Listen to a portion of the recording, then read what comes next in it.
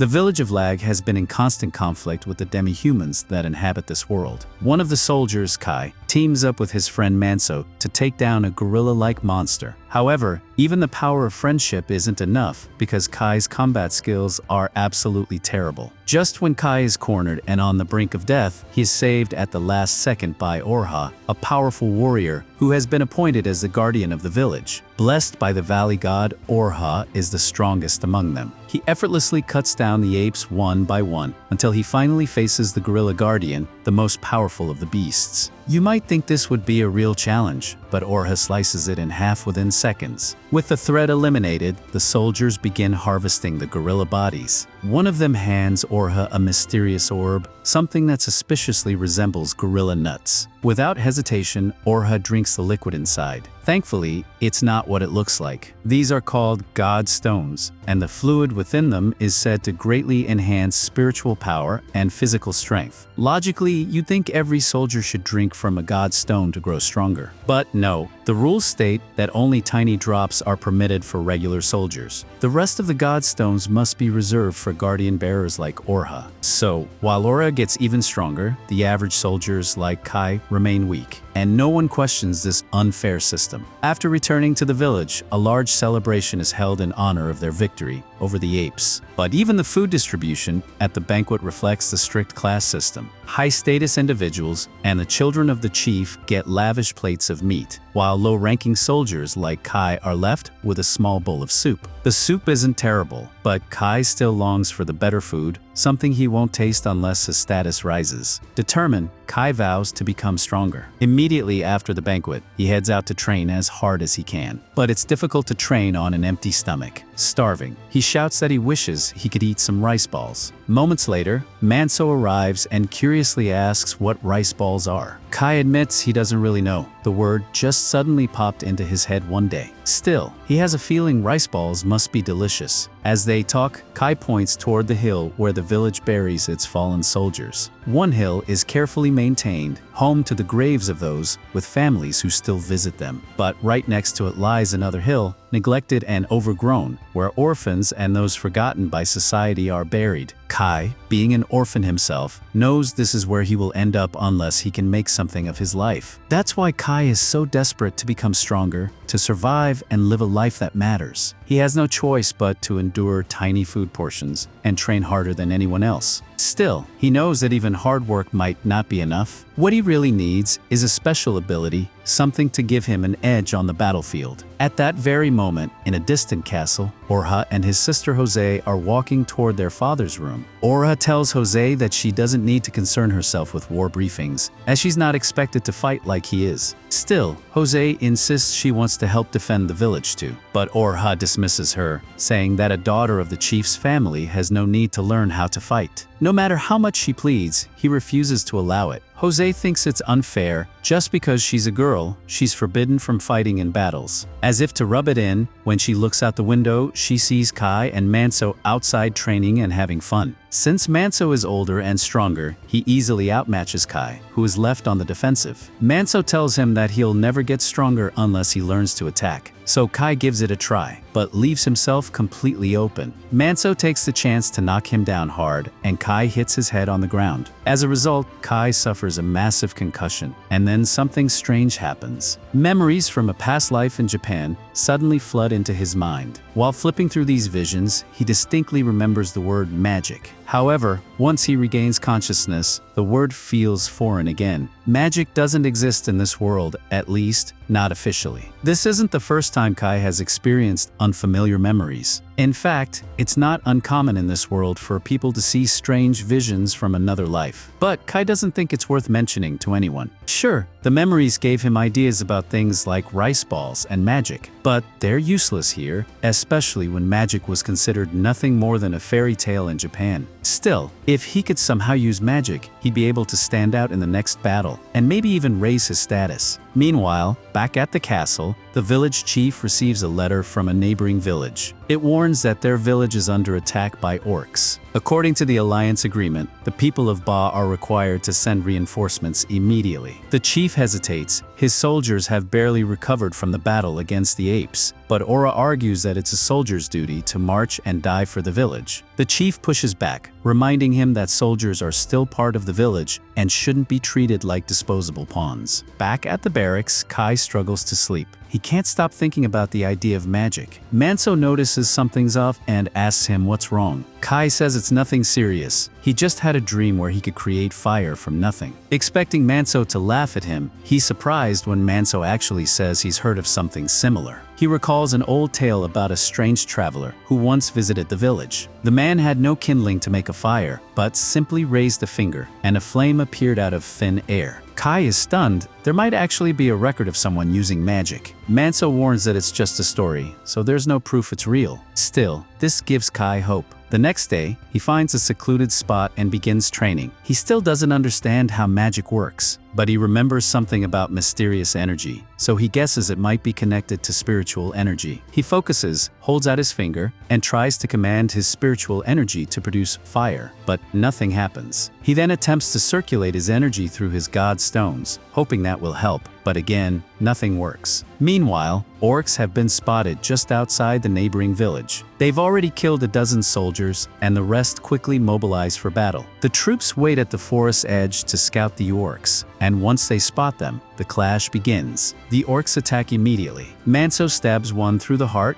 and Kai, eager to prove himself, rushes ahead for a kill. But then an orc hurls a corpse at him, pinning Kai against a tree. Another orc, Yor, approaches Kai and is about to strike the final blow, until it's shot with multiple arrows and finished off by Manso. Furious, Manso scolds Kai for charging in alone and orders him to get back in formation. But Kai has injured his leg. He can't even walk. Meanwhile, Orha is decimating the orcs. The enemy quickly realizes they stand no chance against him and begins to flee. But Ora refuses to let them escape. He breaks from the formation and charges after them, abandoning the rest of the soldiers. This leaves the remaining troops to fight the orcs alone, and without Orha, they're overwhelmed. The squad leader makes a tough call and orders everyone to scatter so most can survive. But with Kai's injured leg, he and Manso have no chance of escaping. The orc is approaching fast, but Kai doesn't want to drag his friends down with him. He stops Manso and tells him to escape without him. Manso doesn't want to leave Kai behind, but he knows he has no choice. With a heavy heart, he apologizes and promises to visit Kai's grave. Manso runs off in one direction, while Kai hobbles away in another. Although Kai knows he's hopelessly outmatched, he refuses to give up. When he hears the orc closing in, he desperately tries to cast fire magic, but once again, nothing happens. Moments later, the orc throws its blade, and it strikes Kai in the shoulder, severely wounding him. But there's a small silver lining. The near-death experience causes sparks to fly from Kai's fingertips. Maybe he can use magic after all. Before he can process it, the orc bursts from the bushes and begins strangling him. In that moment of desperation, Kai notices the sparks again. This time, he fully understands what they mean. He points his hand at the orc's face and, using every ounce of willpower left in his body, summons a blast of fire. The orc screams in agony as flames consume it, and Kai manages to escape its grip.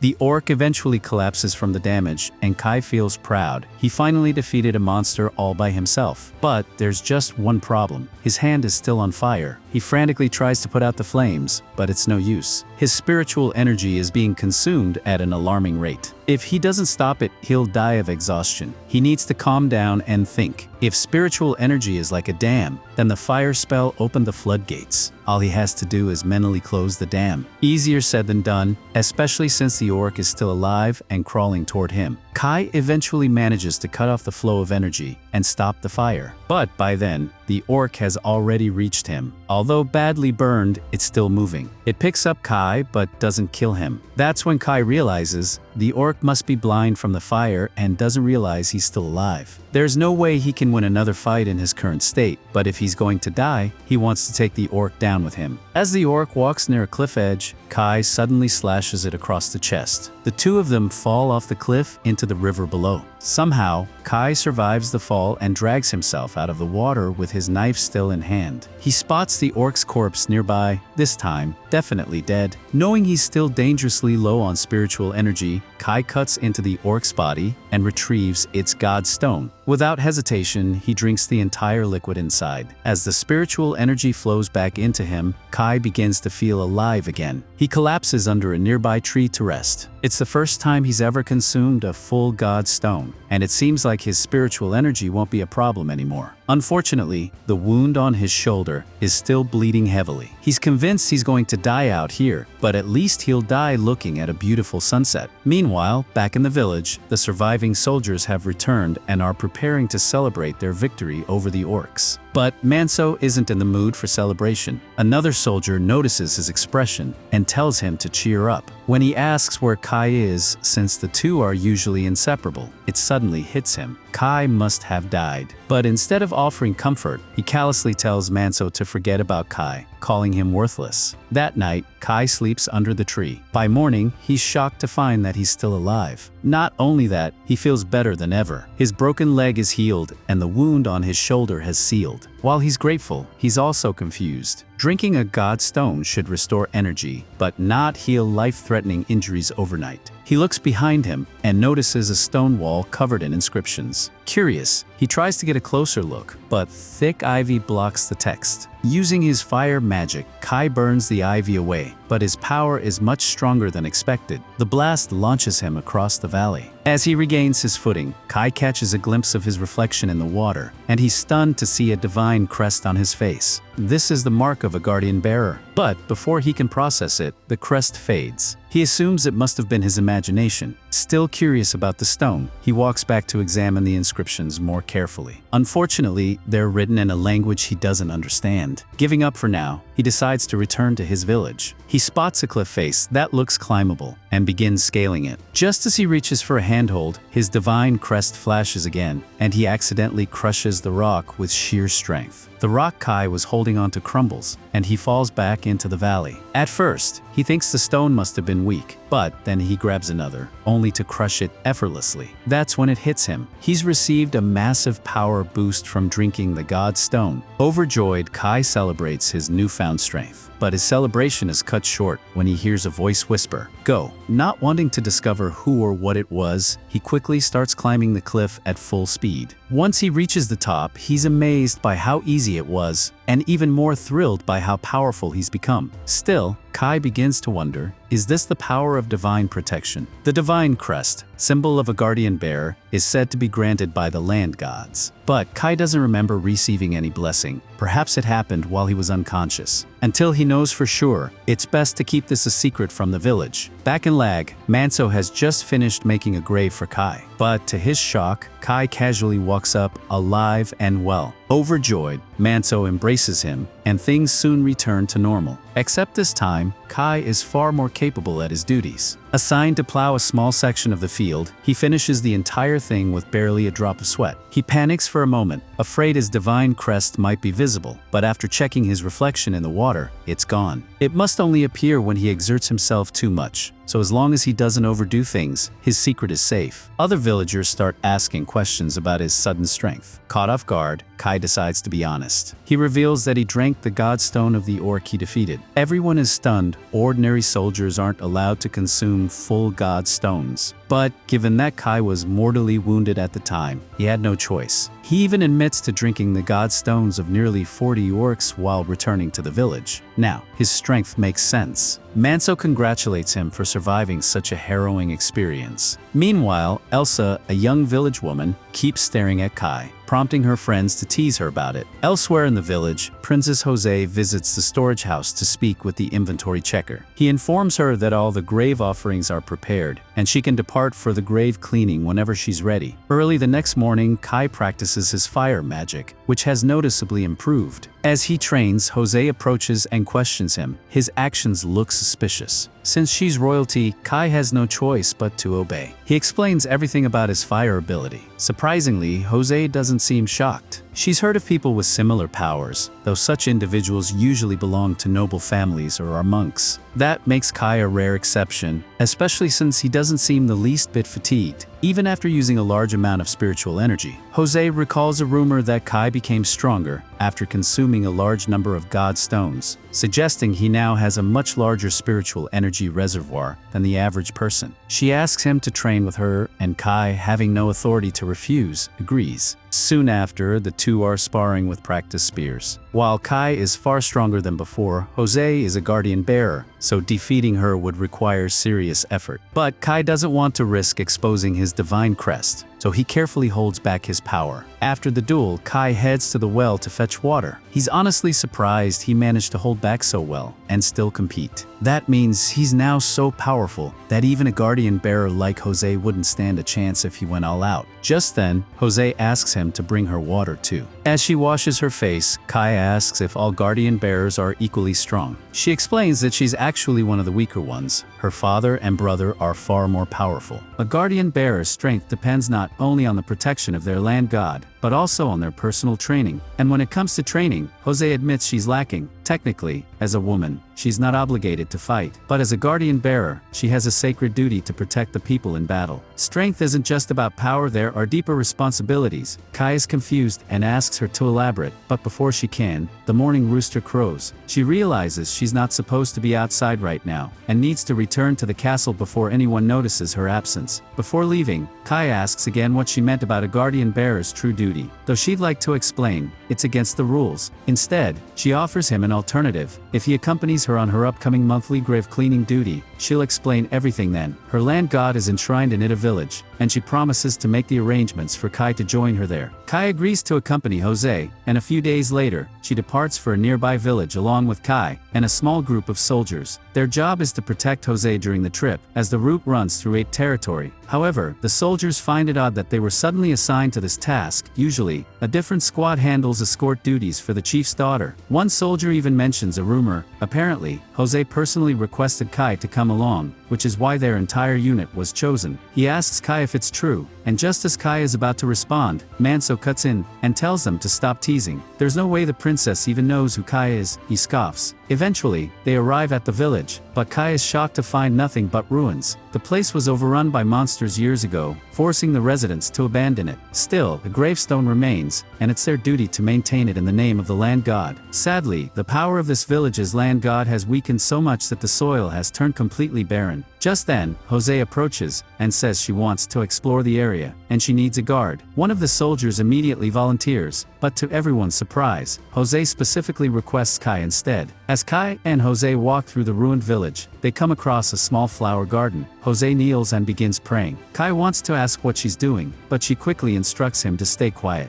A soft red aura begins flowing from Jose into the flowers. When she finishes, she explains that she was praying for the land god's grace to gather at the site. This is a special ritual that only guardian bearers, those spiritually bound to a land god, can perform. But, because this village was abandoned, its land god's power has faded, which is one reason Jose isn't as strong as her father or brother. In contrast, the village of Lag thrives thanks to her father's immense strength. He's never neglected his training because if he were to grow weak, it could mean the end of the village. While land gods grant power to their bearers, that power depends on the bearer's strength and spiritual potential. That's why all guardian bearers must constantly train and consume god stones to grow stronger. Afterward, Kai and Jose return to the others. It's time to clean the gravestone, so they all descend into the ruins while a few soldiers stay behind to stand guard. While cleaning the gravestone, Kai takes a closer look, and to his surprise, it's the same kind of ancient stone he found back in the valley. When he touches the inscription, the text automatically translates in his mind. It mentions the name of the land god that once protected this place. Intrigued, Kai walks to the other side of the stone to read more, but this time, the words don't form a coherent sentence. He can understand individual terms like pact and temple, but they don't connect logically. As he mutters to himself in confusion, Jose notices and asks if something's wrong. Kai is about to answer, but accidentally catches a glimpse of Jose's cleavage, and quickly looks away, flustered. Suddenly, a soldier rushes in to report. A group of apes is approaching fast. The group quickly tries to cover up the grave before fleeing, but the apes arrive before they can escape. The captain orders Kai and Manso to escort Jose back to safety while the others hold off the attackers.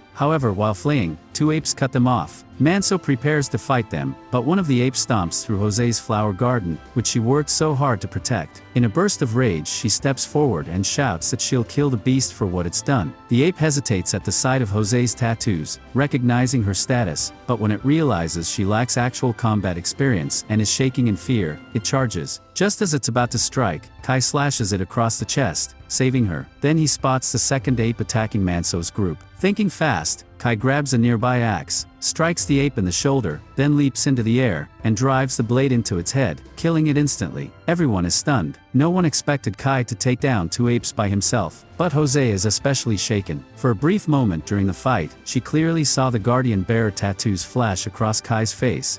After returning to the village of Lag, Jose is immediately scolded by her brother Orha. He had heard how she nearly got herself killed by jumping into battle, and he angrily reminds her that this is exactly why he doesn't approve of her fighting alongside soldiers. However, Moloch steps in to calm him down, saying that the most important thing is that Jose is safe. For now, he suggests they shift their focus to increasing patrols in the surrounding area, especially since the inspector will be visiting soon. Aura agrees and leaves to inform the soldiers about the new patrol schedule. Once he's gone, Jose apologizes to her father, Moloch, for causing trouble. But to her surprise, he isn't angry. He already knows the full story, including how Kai single-handedly defeated 2 apes, and he's eager to see what Kai is capable of in the future. Meanwhile, Kai is busy running errands when a few of his friends grab him and start teasing. Everyone in the village is calling Kai a hero now for saving Jose during the expedition to Itia village, and rumors are spreading that the 2 of them got really close while they were away. Some of the village girls see this and assume the boys are just messing around again, but Elso can't take her eyes off Kai. The other girls quickly catch on. Elso definitely has feelings for him. They tease her, warning that if she doesn't talk to Kai soon, someone else will. And it looks like they were right, because moments later, Jose walks up to Kai and asks to speak with him in private. Although Kai has no idea what this is about, he agrees. The 2 of them walk into a quiet back alley, where Jose formally thanks Kai for saving her life in ETA. She then admits that during the battle, she thought she saw a divine crest appear on Kai's face. But now that she's looking at him up close, she assumes she was just hallucinating. After all, what are the chances that Kai, of all people, became a guardian bearer? Still, her failure in battle made her realize just how weak she is. Determined to grow stronger, she tells Kai that from now on, they'll be training together every morning, and she expects him to show up.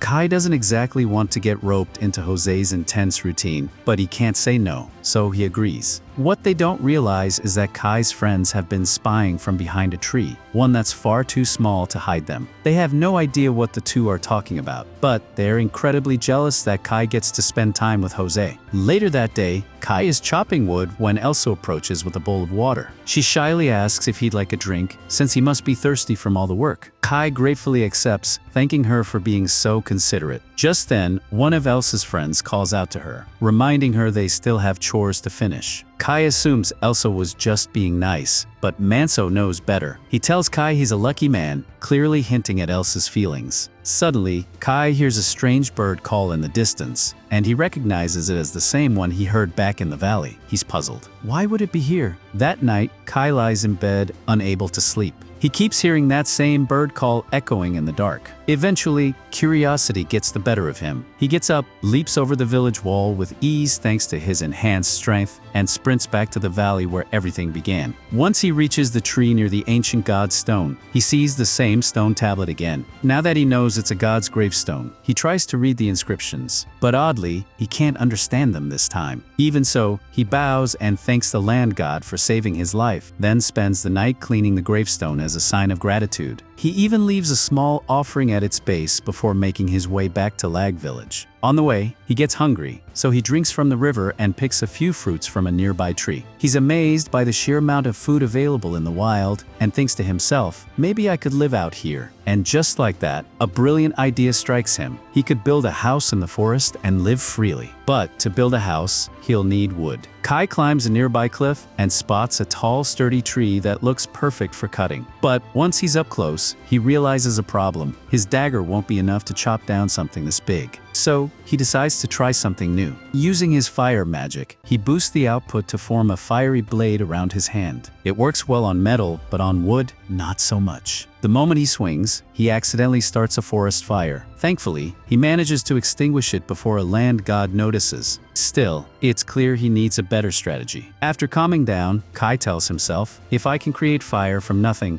I can figure out how to cut a tree. That's when a memory from high school chemistry suddenly resurfaces. In an instant, Kai recalls everything about molecular structures from his past life in Japan. Apparently, Kai had paid more attention in science class than he realized. Kai knows that to cut down the massive tree, he needs to find a way to break the molecular bonds within it. Placing his hand on the bark, he begins focusing his spiritual energy, attempting to manifest it in a way that could slice through the tree at a structural level. But before he can make progress, he hears something moving nearby from the direction of the valley. Curious and cautious, he decides to check it out. As we look back, it's revealed that Kai actually succeeded. The tree's molecules have been cleanly split. When Kai reaches the valley, he finds a group of children equipped with climbing gear, preparing to descend into the valley. Ready to defend the sacred place, Kai leaps down, mentally prepared to throw hands with some disrespectful kids. But as he gets closer, he realizes these aren't children, they're just short. Their leader steps forward and introduces himself as Porrick, the chief of the Kora people. Kai has never heard of the Koras before and finds it odd that Porrick can speak the human language so fluently. Porrick explains that they've had previous interactions with human merchants, and their goods are considered top quality by humans. That aside, Porrick apologizes for coming without permission. He explains that they've arrived to fulfill an ancient pact made with the great valley god who resides here. From their legends, they believe the valley god resembles a human, and as such, they think Kai is the valley god. Porrick continues, explaining that the Koras have lived quietly in the forest for generations, worshipping the land gods. But a few days ago, they were attacked by orcs who wanted to steal their land god. Being a peaceful people, the Koras stood no chance and were forced to flee their home. Addressing Kai as an arbitration god, Porrick pleads for help in reclaiming their land. Kai, still reeling from all this, asks what exactly an arbitration god is. Porrick explains that in ancient lore, an arbitration god is a divine being who has inherited the power of creation, tasked with protecting the creatures of the forest. Kai, understandably, finds it hard to believe that the legend refers to him. Just then, another Kora speaks up, doubting Kai's identity. He claims an arbitration god is supposed to be a fierce warrior who punishes those who disrupt the land, and Kai doesn't exactly look threatening, but Porrick is confident. He insists that he can see it, not literally, but spiritually. Years ago, he trespassed into the valley and was punished by the valley god, who took both of his eyes. But in exchange, he gained the ability to see spiritual energy. When he looks at Kai, he sees the unmistakable energy of the valley god flowing through him. So to Porrick, there is no doubt. Kai has the god's protection and must be the arbitration god. To strengthen his case, Porrick mentions they've already made a sacrifice to the valley god, which shocks Kai. He urgently asks what they sacrificed. Porrick calmly explains that earlier that day, he sacrificed his granddaughter Aru to the valley. Kai panics and demands to see where she is. The chorus lead him to the rope Aru had used to descend into the valley, but it snapped long ago, and she likely fell. Kai dives into the valley, where he finds Aru at the bottom, still alive but badly injured and bleeding. She doesn't have long. Desperate, Kai recalls how his own wounds healed when he first encountered this place. He focuses his energy and envisions Aru's injuries mending. Somehow, he is able to visualize the structure of her tissue, despite never studying biology before. But now he remembers something oddly specific from high school.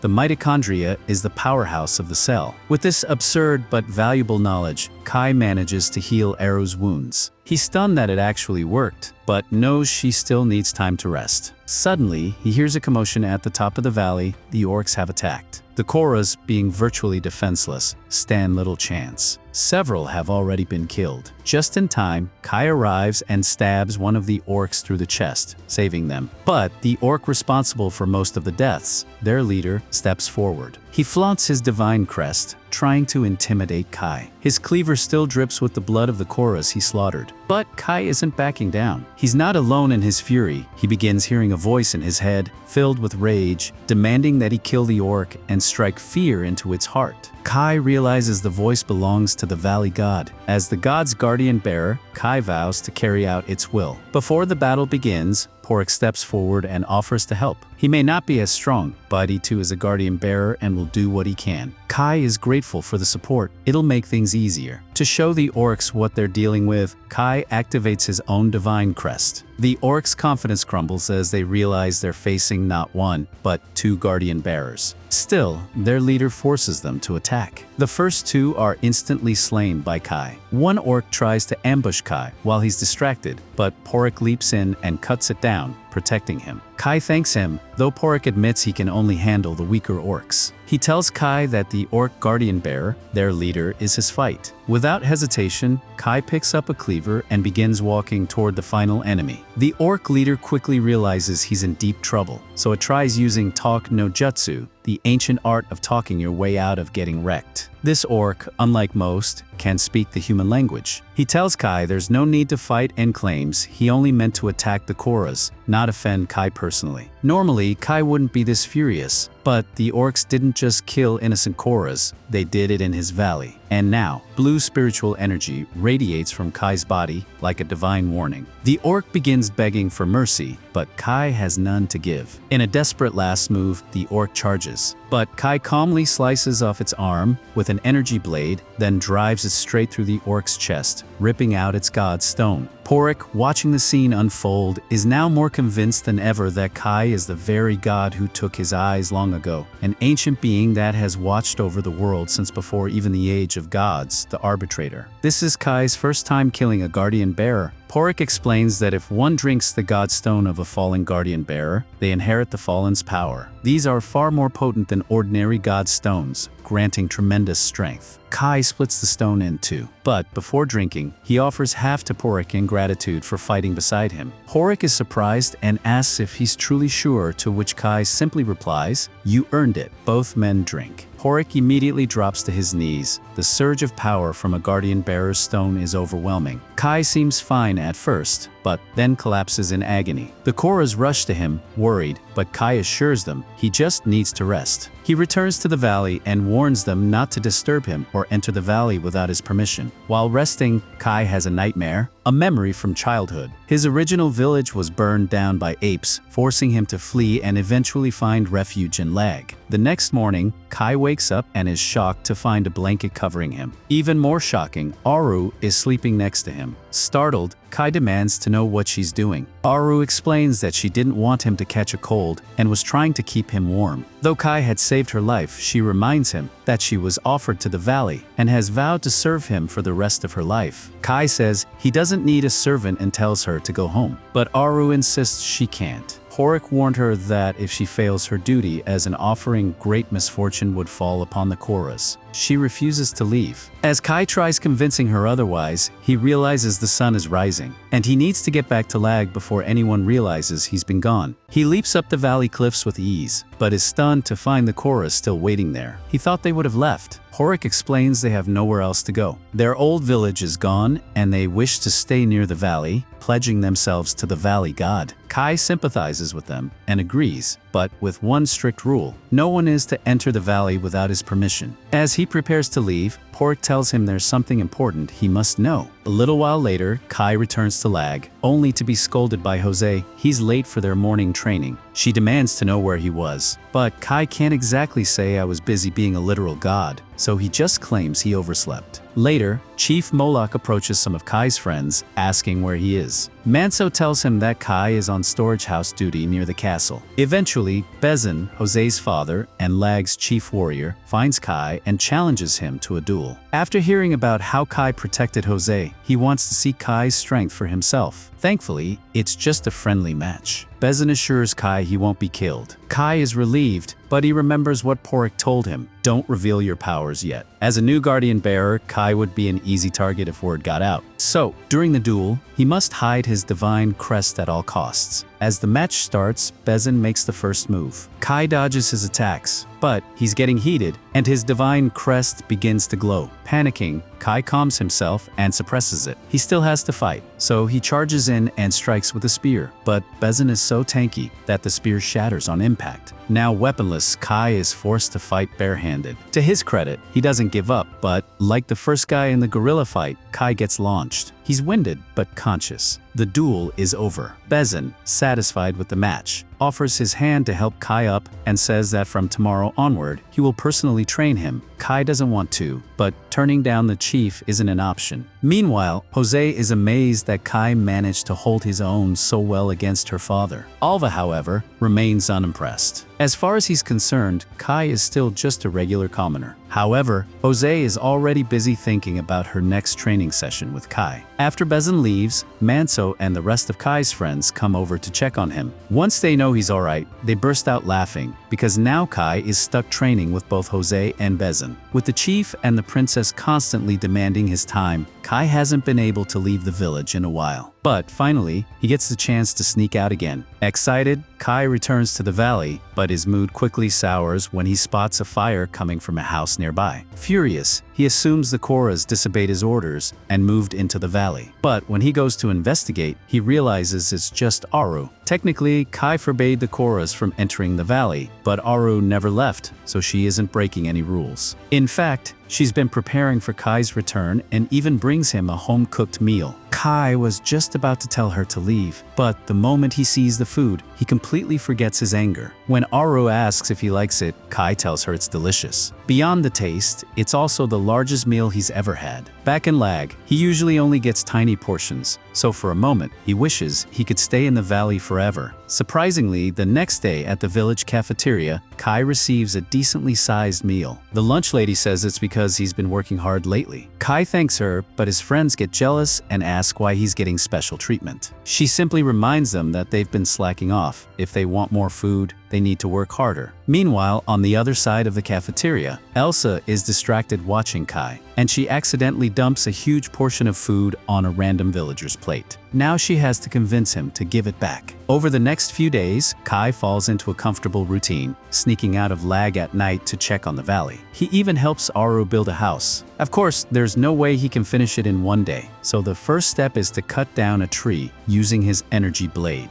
Each morning, Kai returns to Lag and trains with Jose, then sneaks back to the valley at night to keep building. He's getting used to living this double life, and honestly, he enjoys it. One day, Kai and his friends are assigned to move a massive boulder to clear space for farming. Even with all of them working together, they can't budge it. So, Bezin steps in. With everyone watching, he lifts the boulder with sheer strength. Even for someone as powerful as Bezin, it's an incredible feat. But after a few seconds, he lifts it over his head. Now the land can be tilled and Lag Village will prosper even more. Seeing this motivates Kai. He wants to become a great guardian bearer like Bezin. So that night, while in the valley, Kai practices his powers. He tries to make a flower bloom, but no matter how much energy he pours into it, the flower refuses to respond. Even though he's grown stronger physically, he realizes he still has a long way to go to master his spiritual powers. The next morning, Kai heads out early and unexpectedly runs into Elsa in the flower fields. He asks why she's up so early, and she says she just wants to admire the flowers while they're blooming. Kai admits he's never really noticed how beautiful they are before. Elsa says the flowers remind her of the ones from the village she and Kai grew up in. Kai is confused until Elsa reminds him that they both came from the same village, the one destroyed years ago. She's upset he doesn't remember since they escaped together when their home burned down. But to be fair, Kai was very young and most of those memories are fuzzy. Even if Kai wasn't paying attention to Elsa back then, she had always been watching him. She tells him she's amazed that he managed to earn Bezin's respect. But Kai humbly responds that he still has a long way to go. He's nowhere near Bezin's level yet. He needs to keep training if he wants to survive. That sparks another memory in Elsa's mind. She tells Kai that on the day their village was attacked, while everyone was evacuating, an ape suddenly ambushed them. None of the villagers knew how to fight, so they were doomed, until Kai, just a kid, fearlessly ran at the ape and grabbed its leg. Of course, he was far too weak to do any damage, but his bravery bought enough time for Bezin to arrive and save them. Kai remembers being relieved, but also frustrated that he couldn't do more. That's the day he swore to become stronger, though he had forgotten that oath until now. Elsa assures him that it meant a lot. Even if he doesn't remember it clearly, Kai saved everyone that day. In her eyes, he'll always be a hero. Meanwhile,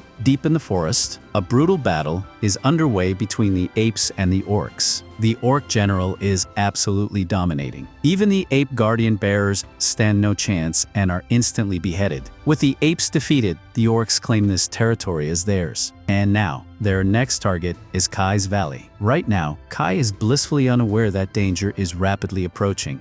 Nothing has happened to the valley yet, so Kai returns to the village of Lag. The next morning, he's assigned to storehouse duty. While working, he finds a grain of wheat on the floor and wonders if he can use it to make rice balls, something he's been curious about, even though he's never eaten one. Just then, Elsa walks up, having overheard him mention rice balls. She asks what they are, but Kai can't really explain. He just knows they're supposed to be tasty. A moment later, Manso interrupts and tells Kai to stop chatting and get back to work, as there are still many bags to move. Vejin orders the team to hurry and hide the bags of food in the cellar before the inspector arrives. Orha questions whether hiding the food is really necessary, but Vejin explains that their food reserves are low, and if they don't hide some, the villagers' rations will shrink. Orha doesn't care much, but Vejin is genuinely concerned about his people's well-being. Rumors spread among Kai and his friends that the incoming inspector is a powerful guardian bearer from the Central Plains, stronger than Vejin, but far less noble. A few hours later, the inspector arrives. Vejin greets him, but the man immediately complains about the number of demi-humans in the area, claiming he had to fend off 10 apes on his own. While Jose is initially impressed by the feat, her opinion changes when she meets him. The inspector, Gandil, looks like a toad and wastes no time insulting her for being weak. He then insults Aura for not wiping out the local demi-humans. Neither of them can speak back due to Gandil's authority. A moment later, another man enters the village, Narada, a monk from the monastery of Ma. He's not with Gandil, just happened to arrive via the same route. When Gandil inspects the village's grain stores, he's disappointed.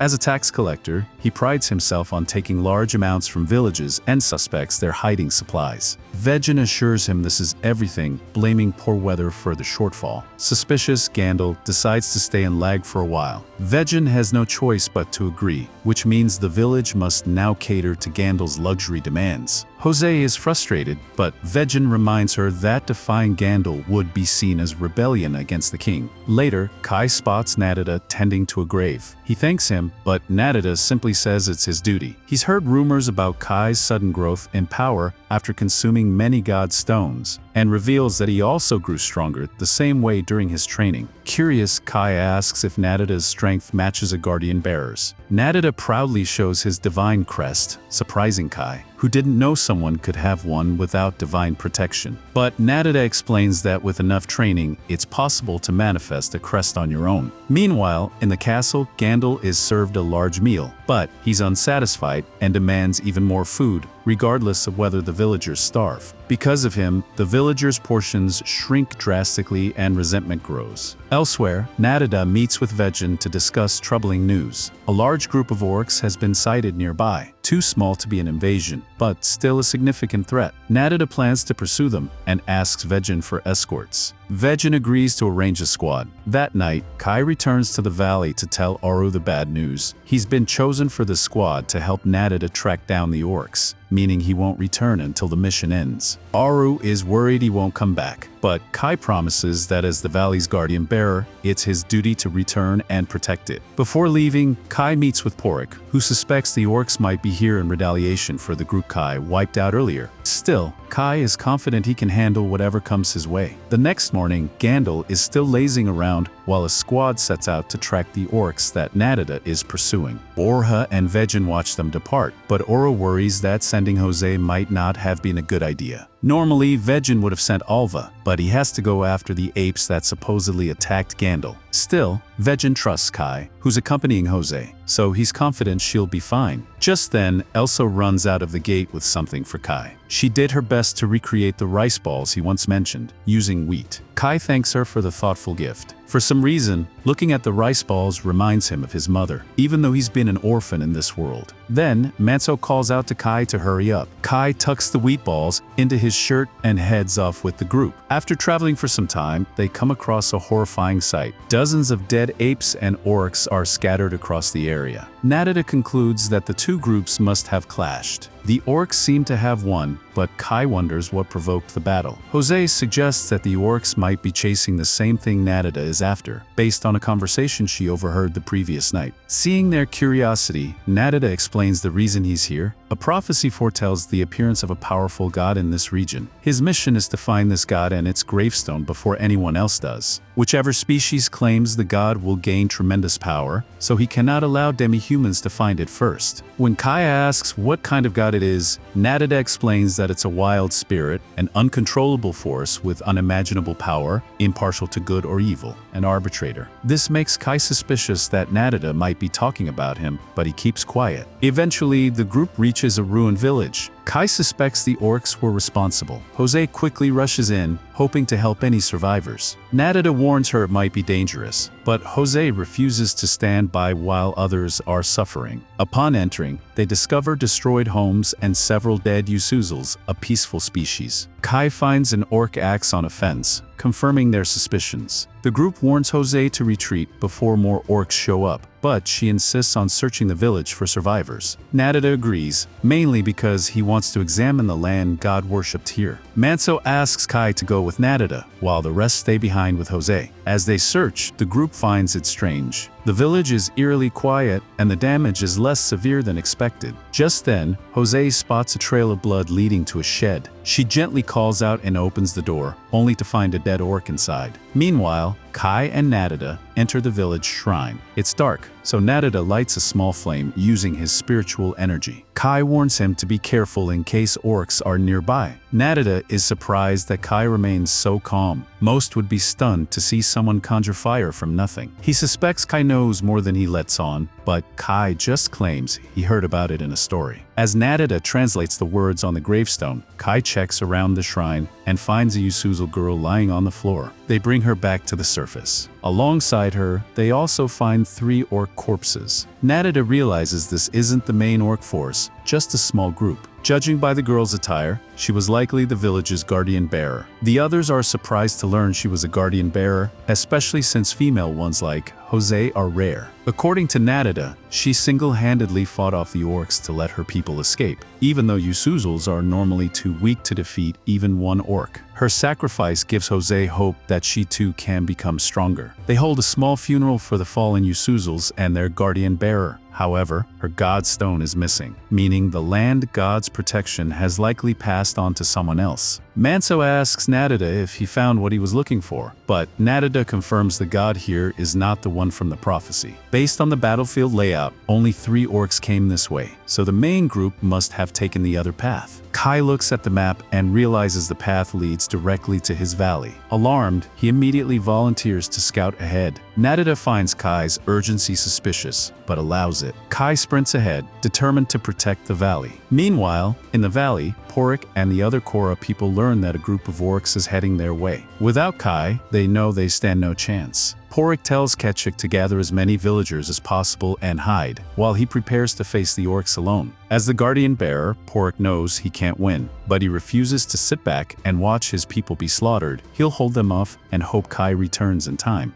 That same night, Orha and his men close in on the group of apes seen near Lag, only to discover an entire camp of them seemingly preparing for an attack. His men suggest regrouping with the rest of their squad and returning later, but Orha is eager to attack right away, not out of strategy, but because he wants to gain Gandalf's approval. His men try to reason with him, reminding him they're outnumbered and ill-prepared, and although Orha is reluctant, he finally agrees to return to Lag and regroup first. Meanwhile, Kai's group has set up camp near the ruined Yusuzel village. His friends begin to worry, unsure whether he managed to locate the orc horde or not. They can't move until he returns, and his long absence has everyone concerned, Jose most of all. She even considers going after him, but the others remind her their priority is to keep her safe. Kai wouldn't want her to risk herself. Narita approaches Jose and reassures her that Kai is an extremely capable warrior. he likely won't die out there. Still, all they can do now is trust in his strength. With that, Narita tells the group he's heading to the top of the hill. When Manso asks why, Narita claims he's going there to pray for Kai's safe return. In truth, he's planning to perform a special technique to track Kai. He suspects Kai knows more about the Valley God than he lets on.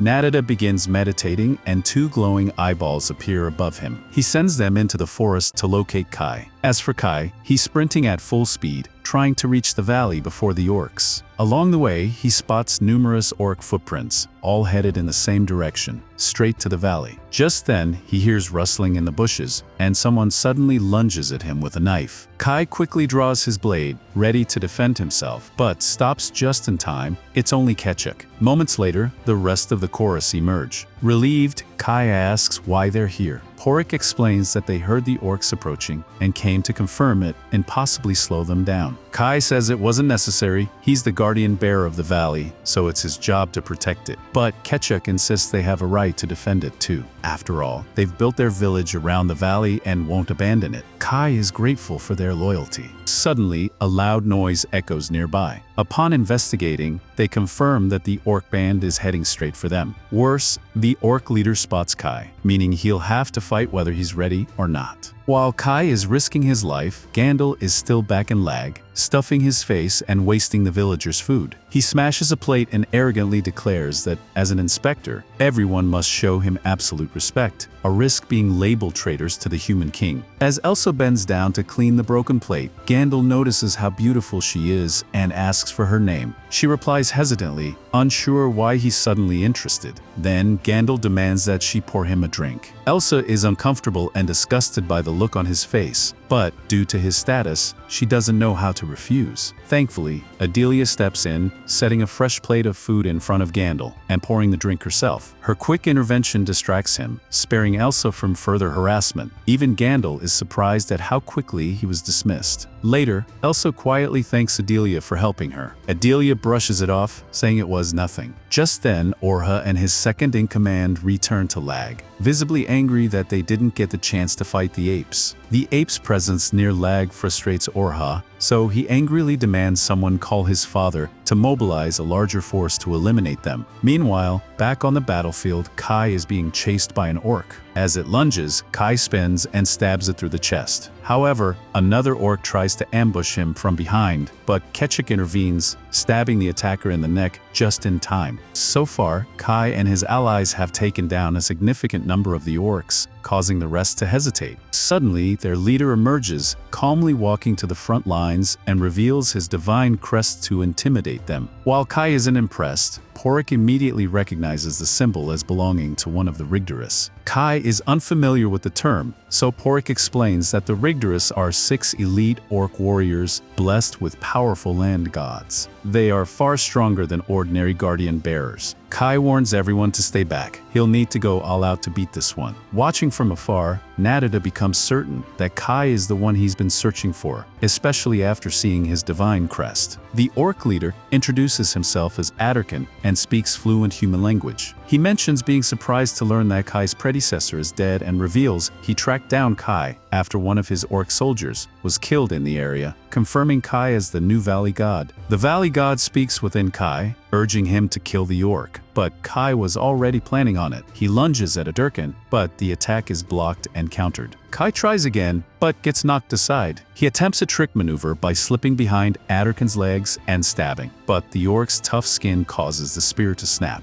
Not giving up, Kai times his next move, ducking and kicking the broken spear tip into Adderkin's side. It finally injures him, but to everyone's horror, Adderkin's wound closes instantly. He then pins Kai to the ground with terrifying strength. Ketchuk asks if all guardian bearers can do that, but Porrick says what Adderkin did isn't normal. He suspects Adderkin might even be immortal. Adderkin lifts Kai and mocks him while the other orcs cheer, calling Kai a pathetic excuse for a god. As Kai struggles, Adderkin vows to destroy everything Kai cares about, starting with the valley. Desperate, Kai grabs Adderkin's arm and blasts it with fire. The pain forces Adderkin to drop him. On his feet again, Kai attacks with even more fire. But this time, Adderkin runs through the flames claims unharmed and kicks Kai away. He explains that his god protects him from attacks he understands, and now that he knows about Kai's fire, it won't work again. With no weapons left and magic rendered useless, Kai pulls out a small knife and takes a defensive stance, though he knows he's running out of options. He tries stabbing again, but the knife breaks instantly, and a Durkin slams him into the ground. Kai starts to lose the will to fight. The Korras grow anxious, realizing Kai may not be able to win. Narita fears that if Kai dies, the Valley God's power may fall into the hands of the demi-humans. A Durkin mocks Kai, calling him a disgrace to gods. As Kai lies helpless, he notices the rice balls that Elsa gave him earlier. The sight of them stirs memories of his otherworldly knowledge. Suddenly, he remembers one last trick, thanks to Elsa's gift. A Durkin raises his axe to finish him off, but Kai has a plan. Since Adurkin's god can only defend against known attacks, Kai prepares something completely foreign to this world, an energy blade powered by atomic splitting. As a Durkin swings his axe, Kai charges in and slices clean through his arm. A Durkin is stunned. Even the Korras are shocked. A Durkin's blessing was supposed to make him invincible. In disbelief, a Durkin rushes at Kai again, but Kai slashes him across the chest. Moments later, a Durkin collapses and takes his final breath. Narita witnesses everything and is astonished by what Kai just did. Not only can Kai use fire magic, but he also unleashed a completely unfamiliar form of magic, something Narita has never seen before. This makes him decide to stay cautious around Kai moving forward. Meanwhile, back at the ruined village, Manso is standing guard beside Jose when she suddenly collapses. He panics, unsure of what's happening, but then the others notice a serious wound on her leg. It looks bad.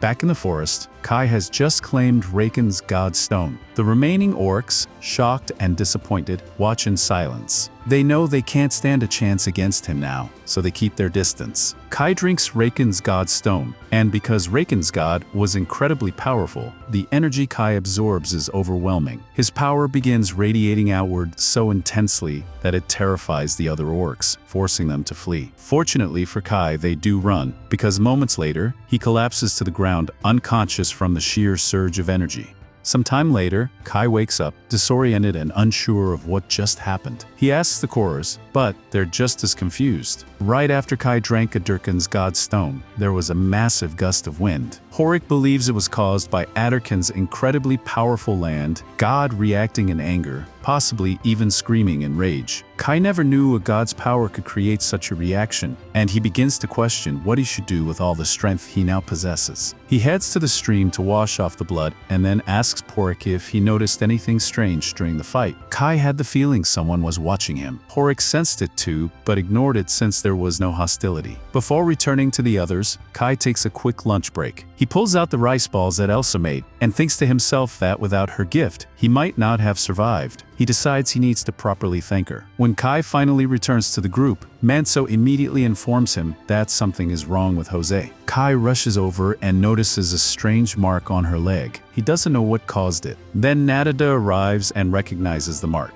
But before he says anything, he asks Kai about the orcs. Kai, trying to deflect, insists they focus on helping Jose. Still, Narita presses for an answer. So Kai lies and says he found the orcs already dead when he got there. Narita sees through the lie, but doesn't expose him, instead telling the group they should take Jose back to Lag for treatment. As they carry Jose, Narita quietly points out the bloodstains on Kai's clothes, strange, since he claims he didn't fight. Kai brushes it off, saying he must have gotten it from touching a corpse. Once they return to Lag, they find it in ruins. The village was attacked. Kai sees Basco carrying an injured man and asks what happened. Basco explains that a massive group of apes attacked, and though Van managed to repel them, the damage was significant. Kai runs toward the town hall, shouting for Elsa, hoping she's safe. He hears her call back. She's alive, a bit injured, but otherwise okay. He's relieved. Meanwhile, the others bring Jose to Zan, who is shocked to see she's affected. He reveals that Aura is suffering the same symptoms and already knows what's causing it. A scouting team confirms it. The apes placed a curse on the land gods of both Jose and Orha to disable Lag's strongest defenders, and now they're preparing for another attack. Later, as Kai helps Elsa treat the wounded, he's still stunned by the scale of destruction. Elsa explains that she fled with her mother and younger sister when the attack began. She says that thinking of Kai gave her the courage to push through. Hearing that, Granny discreetly leaves the room to give them space. Kai turns to Elsa and tries to thank her for the rice balls, but before he can finish, Maynard interrupts and says VZAN is calling him. Kai rushes to VZAN's quarters and gives his report. Zan is relieved the orc threat is gone, but warns that the apes are still a danger. When Kai asks about Jose and Orha, Zan reveals that the apes cursed their land gods, taking out the village's best fighters. Narita says that if they lift the curse, the two will recover, so he asks Kai to accompany him to perform the ritual. He trusts Kai's strength. VZAN also gives his blessing, explaining that the mission will require them to visit Orha's god in Elk and Jose's god in ATA. The survival of Lag depends on this, and Kai promises he won't fail for Jose's sake. As Kai and Narita leave, they overhear Gandalf yelling about being treated unfairly, still acting like a total freeloader despite the crisis. Kai is annoyed that Gandalf, a supposed guardian bearer, refuses to help, but Narita doesn't expect anything from him either. Before leaving, Narita tells Kai to meet him at the North Gate once he's ready. Kai then visits Elsa and finally thanks her properly. She's glad her gift helped. He tells her that he has another important mission and must leave again today. Before leaving, Kai assures Elsa that he'll return as soon as possible, and when he does, he promises to take her somewhere very special. Elsa holds his hand and says she'll be looking forward to it, though as Kai walks away, she's already beginning to miss him. Kai meets Narita at the North Gate. Narita has received a special bag from Zan to help lift the curses afflicting Jose and Orha. Both are still in pain, but their journey begins with the village of El, where Orha's land god is enshrined. If the apes went through the trouble of cursing the gravestone here, it's likely they left guards behind. Narita uses his surveillance technique, and Kai instantly recognizes it as the same presence he sensed during his battle with the Durkin. Narita explains that it's called Thousand Eyes, a secret monastery technique that lets him see things from a great distance. After completing the scan, Narita reports that only 5 apes are guarding the gravestone. Confident in their strength, the two move in. As soon as they arrive, Kai slits one ape's throat and takes down 2 more. Meanwhile, Narita proves he's also highly skilled and doesn't need backup. Kai, impressed, fails to notice that his divine crest is now visible. Narita already suspected the truth, but now that he sees it with his own eyes, he kneels and asks Kai to use the power of the savage god to benefit the unified kingdom of humans. Kai tells him not to bow and says they should focus on removing the curse on Orha. Narita agrees and starts cleansing the gravestone. While working, he explains the true reason behind his mission. The kingdom of humans is in decline. Powerful guardian bearers like Gandalf have grown lazy, corrupted by authority and luxury, and no longer fulfill their duties. As a result, the gods that support the king have weakened. If this continues, the kingdom will collapse. In a stronger era, the kingdom could have sent reinforcements to places like Lag, but now they lack the divine strength to do so. That's why Narita has been searching for a new god to restore the kingdom, even if it means breaking down the current system. Kai then asks what Narita is pouring on the gravestone. Narita explains that the god of El serves the god of Lag, so using the blood of Zan, who is connected to both, can lift the curse. Once the blood vanishes, the ritual is complete. Next, they head to ATA to remove Jose's curse. On the way, Narita discusses how the world is changing. He explains that the apes were so desperate, they resorted to cursing land gods to weaken the human defense. According to his research, the ape nation is facing a great threat from the north and is likely being forced to migrate. The orcs that Kai fought were after a new god for the same reason, to survive against that northern danger. Narita fears that if nothing changes, the kingdom of humans may be destroyed too. So, he asks Kai to lend the power of his god to the kingdom and save millions. Kai is deeply conflicted. Narita's reasoning seems valid, but suddenly, the Valley God tells Kai to kill Narita, leaving Kai unsure who to trust. He asks for time to think, and Narita accepts, but says he expects an answer after they finish the next ritual. Meanwhile, back in Lag, the curse on Orha begins to fade thanks to their efforts. If Orha recovers enough to fight, the villagers may have a fighting chance. When Kai and Narita reach the gravestone in ETA, they eliminate the ape guards, and Narita begins the ritual. While he works, Kai steps outside to reflect on his power. He's not sure what to do with it, but maybe using it to protect others is the right path. Still, he He can't shake the feeling of distrust. Why did the Valley God react so violently toward Narada? Narada soon joins him and asks if Kai has made a decision. Kai admits he's still unsure. Narada tries to persuade him, promising that if Kai joins the kingdom's mausoleum, he'll gain the God King's favor and receive an immense power boost, enough to protect Lag, Elsa, and Jose. It sounds tempting, but Kai reminds him that he also has a duty to protect the Korors who have devoted themselves to him. But then Narada drops a shocking truth. If Kai joins the mausoleum, he'll have to abandon the Korors because the kingdom doesn't tolerate demi-humans. In their view, humans are superior, and any association with non-humans is forbidden. Kai is outraged and asks how Narada could think the Korors are lowly when they're peaceful and loyal. Narada coldly ignores his objection and urges Kai to choose humans only, but Kai refuses. A true guardian bearer must protect their land god and all the people who live there, not just humans. Narada asks if anything could change Kai's mind, but Kai firmly says no. Surprisingly, Narada smiles and says he'll give up for now. He promises to make up a story so his superiors don't come after Kai. Kai, unaware of Narada's true intent, lowers his guard. A few moments later, Narada stabs him in the back.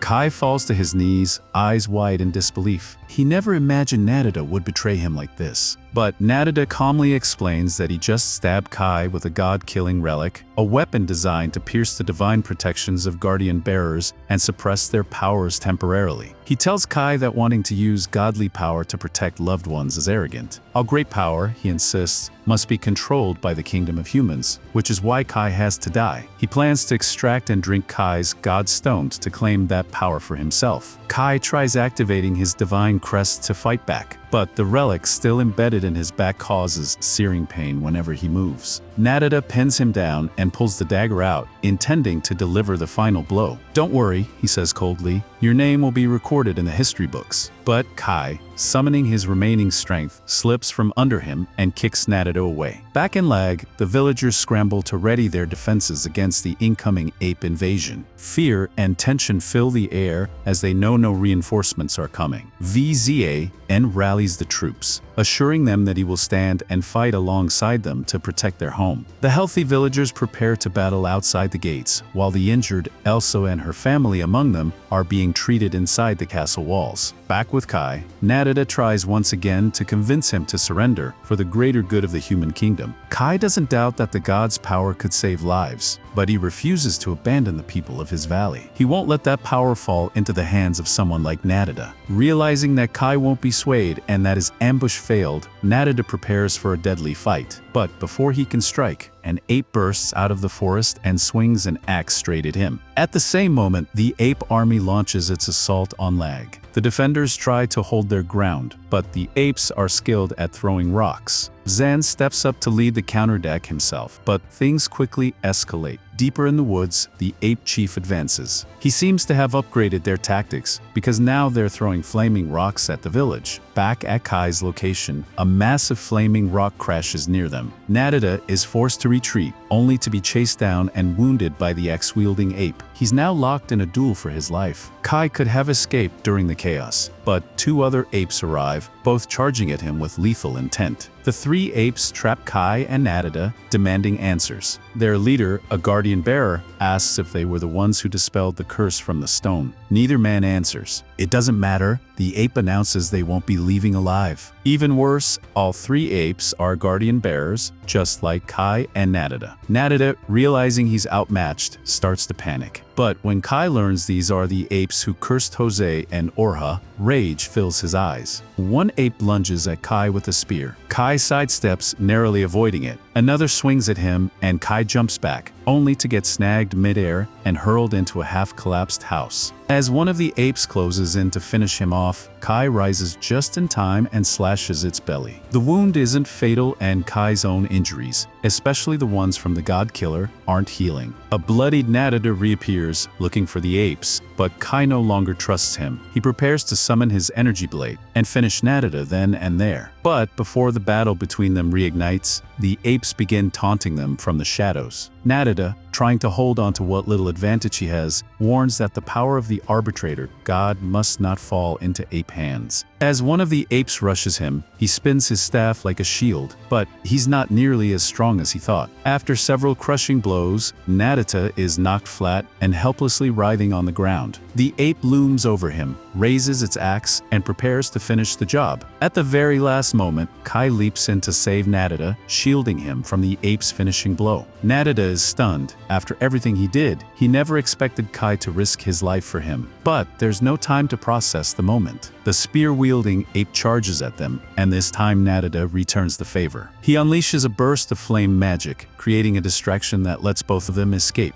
Once they're safe, Narita looks at Kai, confused. "Why did you save me? I tried to kill you," he asks. Kai simply responds, "I was just acting on instinct." Narita chuckles at the irony. He finally understands why the arbitrator god chose Kai as its vessel. This kind of selfless resolve is rare. The apes are already searching for them, so time is running out. Narita quickly tells Kai they need a strategy if they want to survive. "If you follow my instructions," Narita says, "we can both make it out alive." Kai narrows his eyes. "And if I do survive, what's stopping me from killing you?" Narita gives a weak smile. "Nothing. But that's a problem for future me. Besides, I still want to see how strong you really are." Kai doesn't trust him, but with the odds stacked against them, he agrees to the plan. As the apes close in on their hiding spot, Kai rushes out to draw their attention, giving Narita time to sneak into a better vantage point. The apes are terrifyingly stealthy, blending into the forest despite their size. But Narita's Thousand Eyes technique lets him track them from afar. He begins calling out positions to Kai. One's behind that tree now. Kai pivots and decapitates the first ape cleanly, above you. Kai doesn't flinch. His energy blade whirls to life and slices the second ape in half midair. Narita watches in awe. He had heard stories of Kai's strength, but seeing it in action is something else entirely. But in his amazement, Narita drops his guard. The third and final ape sneaks up behind him and stabs him through the chest. Narita's weapon clatters to the ground as he collapses. The ape looms over him, ready to finish the job. When Kai drops from the sky and splits the beast in half, the battle is over, or rather Kai has won, because Narita is dying. Back in Lag, Ola finally wakes up, the curse no longer weighing on his body. But he's confused. How did he recover? Just then, the sounds of battle ring out from outside. Ola realizes the apes are attacking and struggles to rise. His maid, Aki, tries to stop him, but he refuses to sit idle. "Get me a sword and some clothes," he commands. Aki hesitates, but she obeys. Meanwhile, Kai desperately tries to keep Narita alive. He drags him into a ruined house and offers him one of the god stones from the apes. But Narita weakly laughs. "Even now, you're still trying to save me." He appreciates the gesture, but explains that it's no use. The ape spear damaged his god stone, the source of his divine power. No amount of magic can fix that. His vision is already fading. "This is the end for me." But Kai refuses to give up. He remembers his healing miracle, a rare divine technique. He summons it and pours the energy into Narita, but nothing happens. The wound won't close. Still, Narita is amazed. "You even have a miracle. On top of your invisible blade, you've surpassed what any human should be capable of." He knows he's dying, but in his final moments, he's glad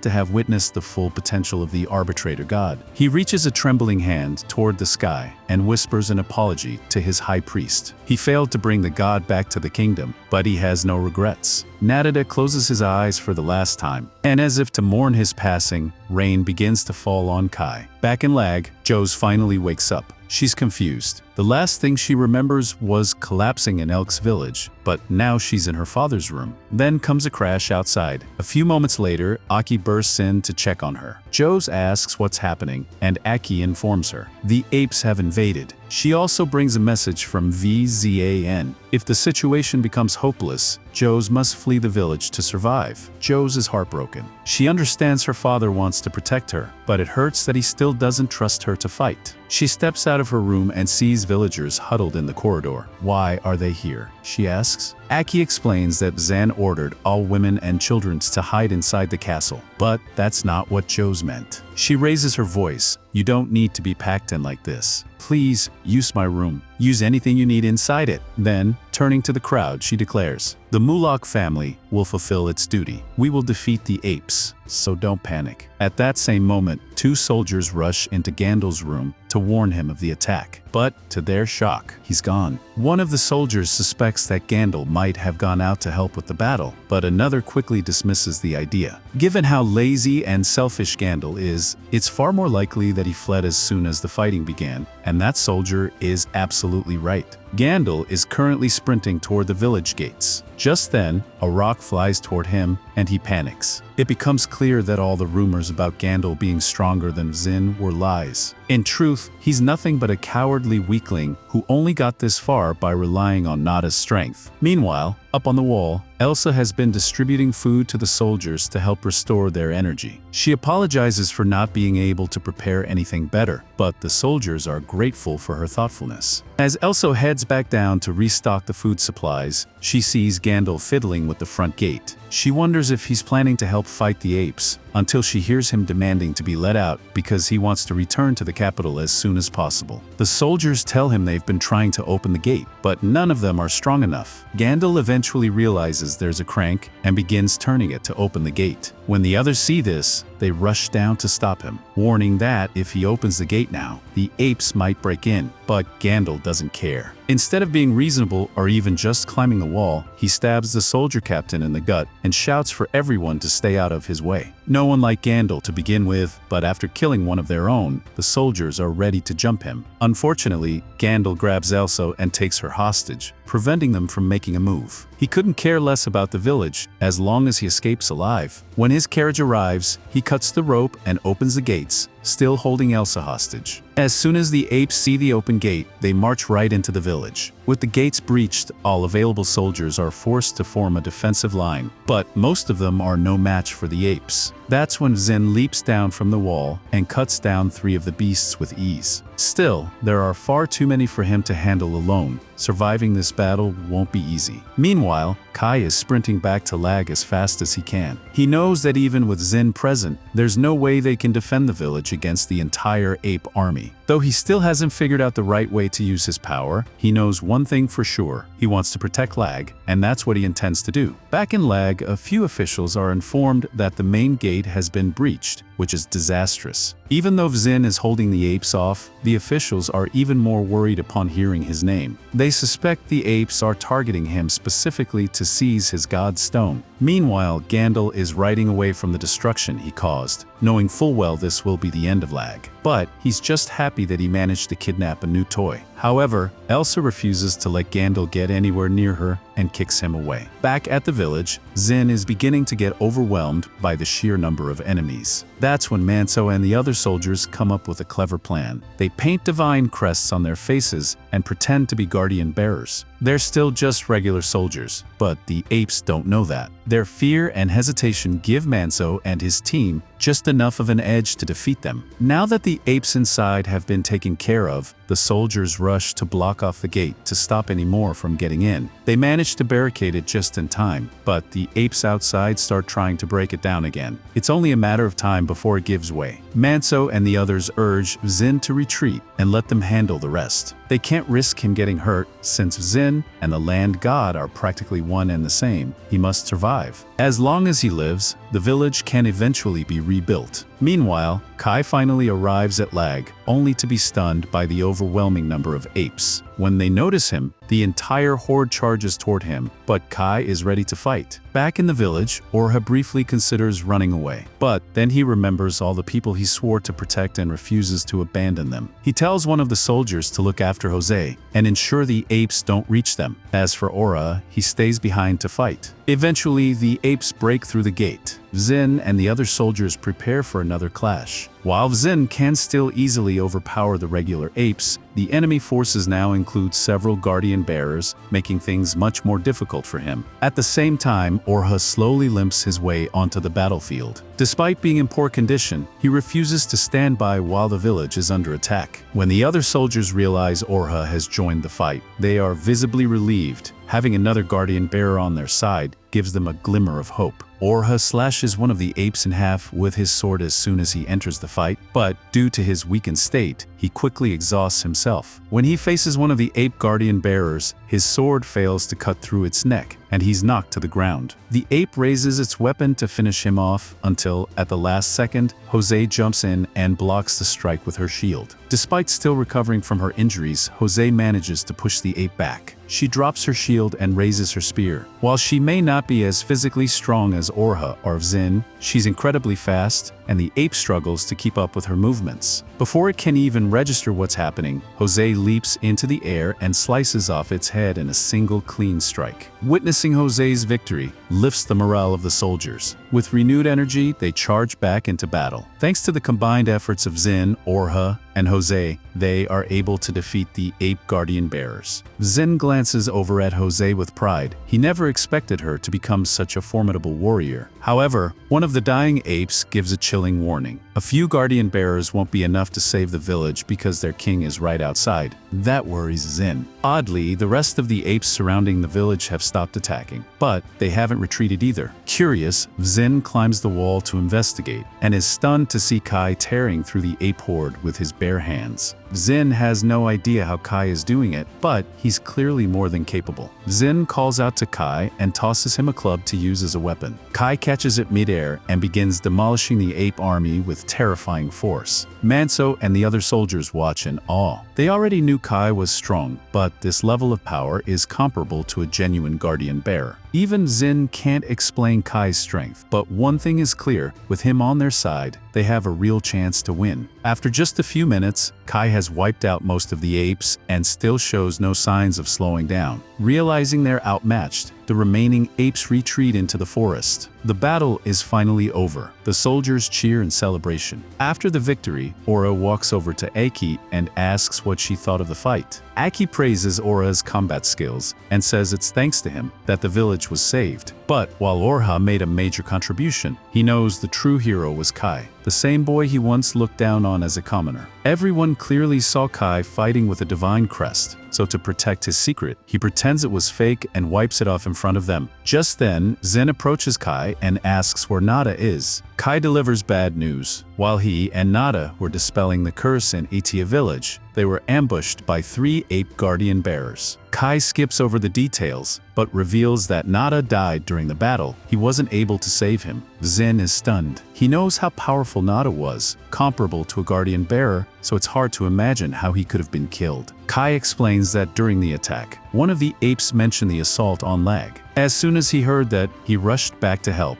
meaning he never got the chance to give Nada a proper burial. Zen understands and promises to send a small team to retrieve Nada's body so it can be laid to rest. Just then, Elsa's younger sister approaches and asks if Kai has seen her. Kai is surprised. He had no idea Elsa was missing. The last time he saw her was when she evacuated to the castle, but now she's nowhere to be found. Manso joins the conversation and explains that during the attack, Gandalf kidnapped Elsa and fled with her in his carriage. Everyone was too preoccupied with the battle to chase after him. The moment Kai hears this, he takes off running in the direction Gandalf fled. He has to rescue Elsa. Manso, however, wonders how Kai plans to catch up with a carriage that had such a massive head start. Meanwhile, in Gandalf's carriage, he peers out the window to ensure the area is safe. His attendant reassures him that there are no apes nearby and nothing to worry about. Gandalf then asks how long it will take to reach the capital. The attendant informs him they are still 1,000 miles away. It's going to be a long journey.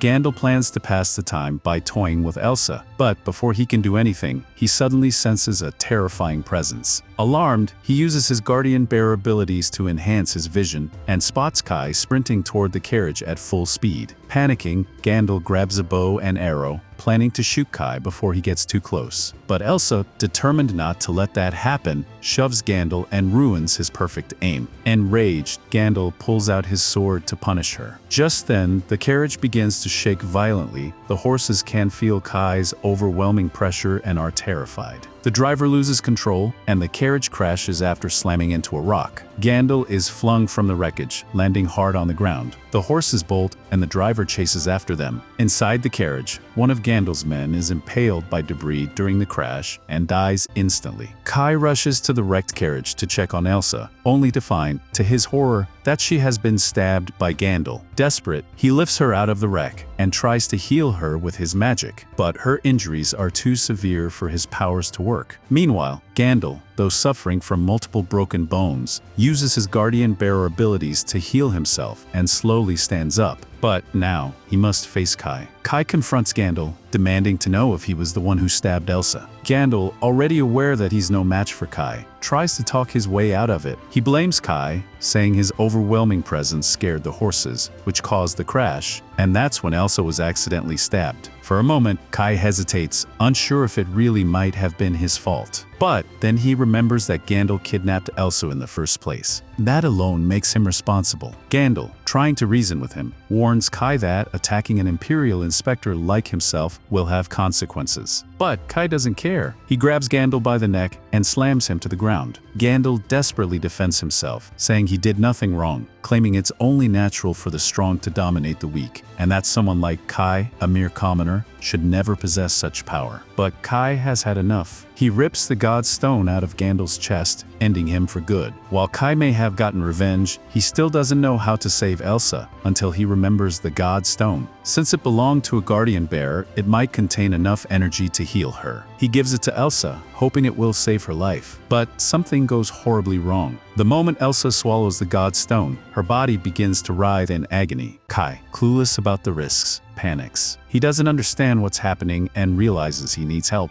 His only option now is to bring Elsa to Porrick and hope he can save her. As he runs, several apes observe him silently from the tree line. Eventually, Kai reaches Porrick and explains everything. Porrick immediately realizes the problem. Feeding someone a God Stone from the same species without preparation can lead to severe poisoning. While it's true that God Stones can aid in healing, they must be processed or purified first. Otherwise, the patient could die. But there's still hope. Porrick begins treatment right away, aiming to make Elsa vomit up the God Stone before it's too late. Kai steps outside the tent to give him space. Just then, he notices 3 apes approaching. Instinctively, he takes a defensive stance and asks if they're here to attack his valley too. But to his shock, the apes kneel before him and begin praising him. They recognize the divine crest of the god Cain and respectfully ask him to follow them. Some time passes, and the healers manage to get Elsa to vomit up most of Gandalf's God Stone. They also give her an antidote, so now all they can do is wait and pray she survives. Orha heads outside to update Kai on Elsa's condition, but what he sees nearly makes his jaw hit the ground, apes bowing at Kai's feet. He asks what's going on, but Kai is just as clueless. One ape speaks up, introducing himself as Torrid, and begs Kai once again to hear their request. Still confused, Kai listens as Aura urges him to let the ape explain. Torrid reveals that the ape lands have been corrupted, leaving their water and food unusable. With no resources left, they're doomed to starve. The one responsible is none other than the evil god Moloch. The moment Kai hears that name, the valley god's voice explodes inside his head, demanding he destroy Moloch at all costs. The pressure drops Kai to his knees for a moment, but he recovers quickly and turns to the apes with fury. He reminds them that moments ago, they were attacking Lag and nearly killing everyone he loves. Now they want his help.